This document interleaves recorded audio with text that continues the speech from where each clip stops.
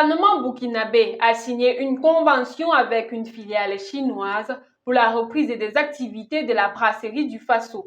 Cette nouvelle est une véritable bouffée d'oxygène pour l'économie du pays car elle permettra de créer environ 600 emplois directs et 115 000 emplois indirects à la clé et de stimuler la croissance. La cérémonie de signature de la convention s'est déroulée le lundi 4 mars 2024 en présence du ministre burkinabé de l'économie, des finances et de la prospective, Dr Aboubakar Nakanabo.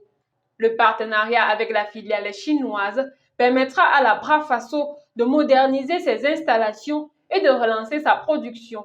En rappel, Brafaso est une importante brasserie construite par une société privée burkinabé aux encablures sud de Ouagadougou, précisément à Komsilga. Suite à plusieurs problèmes administratifs et judiciaires, la société a fermé ses portes depuis des années. Depuis 2015, les différents gouvernements qui se sont succédés au Burkina Faso ont tenté de relancer les activités de cette brasserie sans jamais arriver à le faire. Le ministre nigérian des Affaires étrangères a entamé le 5 mars une visite à Moscou. La visite de travail de Youssouf Maïtama Tougar va durer 3 jours. Au programme de cette tournée, le ministre Tougar va s'entretenir avec son homologue russe Sergei Lavrov afin de discuter de la coopération bilatérale entre les deux pays, en intensifiant le dialogue politique et en élargissant les liens commerciaux, économiques et humanitaires.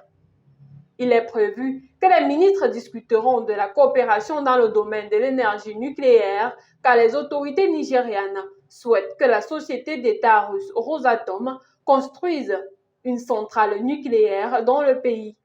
Notons que depuis le début de cette année 2024, le ministre russe des Affaires étrangères a déjà accueilli à Moscou ses homologues gambiens Mamadou Tangar et malien Abdoulaye Diop. Une visite du président centrafricain de la capitale russe a aussi eu lieu en février. Faustin Archange Touadéra a pris part au forum anticolonial et rencontré le vice-président du Conseil de sécurité de Russie, Dimitri Medvedev. Le premier ministre du Niger, Ali Lamine Zen, s'est également rendu à Moscou mi-janvier.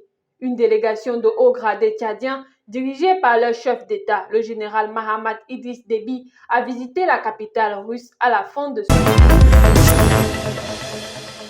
L'Algérie abrite à partir de mardi 5 mars la 12e réunion du comité exécutif de l'Association des autorités anticorruption d'Afrique. C'est ce qu'a indiqué lundi un communiqué de la Haute Autorité de transparence, de prévention et de lutte contre la corruption.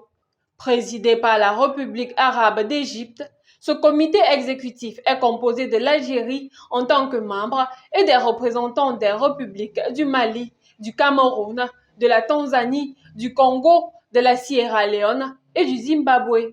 Organisé par la Haute Autorité de transparence, de prévention et de lutte contre la corruption à l'hôtel El Horaci durant 2 jours, cette rencontre s'inscrit dans le cadre des activités internationales de la Haute Autorité visant à renforcer la coordination et à intensifier la coopération entre les pays africains en matière de lutte contre la corruption dans le cadre de la Convention de l'Union africaine sur la prévention et la lutte contre la corruption et de la Convention des Nations unies contre la corruption. La réunion, dont l'ouverture des travaux sera présidée par la présidente de la Haute Autorité, Salima Mesrati, verra la participation des membres du Conseil de la Haute Autorité ainsi que des membres du Comité national de suivi de la mise en œuvre de la stratégie nationale de transparence, de prévention et de lutte contre la corruption et des inspecteurs généraux des secteurs ministériels et des représentants des organes de contrôle et consultatifs. La Cour suprême des États-Unis a autorisé lundi Donald Trump à se présenter à l'élection présidentielle américaine.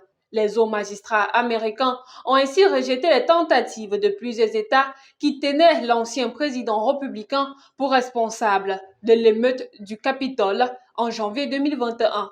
Les juges ont statué que les États Maine, Colorado, Illinois, ne pouvait pas invoquer une disposition constitutionnelle post-guerre civile pour empêcher un candidat à la présidentielle de figurer sur les bulletins de vote. Ce pouvoir appartient au Congrès, a écrit le tribunal dans un avis non signé.